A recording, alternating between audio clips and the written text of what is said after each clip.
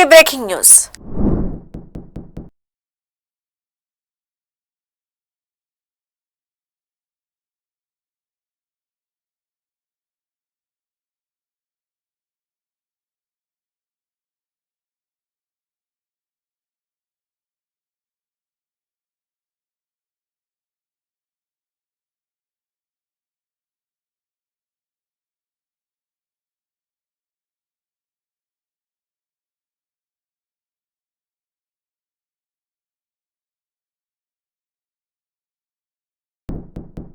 ఇక సుంకాల పోటు ఉన్న భారత ఫార్మా ఎగుమతులు జోరందుకున్నాయి. ప్రస్తుత ఆర్థిక సంవత్సరం తొలి 8 నెలల్లోనే ఈ ఎగుమతులు 2048 కోట్ల డాలర్లకు చేరాయి. గత ఆర్థిక సంవత్సరం ఇదే కాలంతో పోలిస్తే ఇది 6.5% ఎక్కువని కేంద్ర వాణిజ్య మంత్రిత్వ శాఖ అధికార వర్గాలు చెప్పాయి.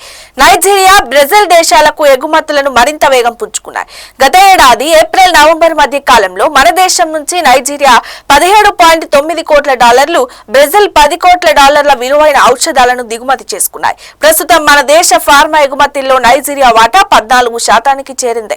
ట్రంప్ సుంకాల భయం ఉన్నప్పటికీ ఆ ప్రభావం అమెరికాకు జరిగే మన ఫార్మా ఎగుమతులపై ఏమాత్రం పడలేదు.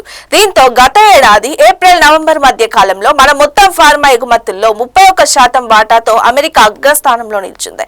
ప్రస్తుతం అభివృద్ధి చెందిన ఫ్రాన్స్, నెదర్లాండ్, కెనడా, జర్మనీ, దక్షిణాఫ్రికా వంటి దేశాలు భారత్ నుంచి పెద్ద మొత్తంలో ఔషధాలు దిగుమతి చేసుకుంటున్నాయి.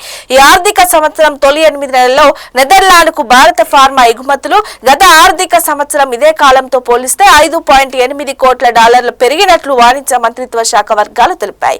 ఈ వృద్ధి రేటు ఇలానే కొనసాగితే గత ఆర్థిక సంవత్సరం నమోదైన 3047 కోట్ల డాలర్లతో పోలిస్తే ప్రస్తుత ఆర్థిక సంవత్సరం మన ఫార్మా ఎగుమతులు 9 నుంచి 10% వరకు పెరిగే అవకాశం ఉందని పరిశ్రమ వర్గాల అంచనా. ఇవి పోకుండా breaking updates. Keep watching E6 TV.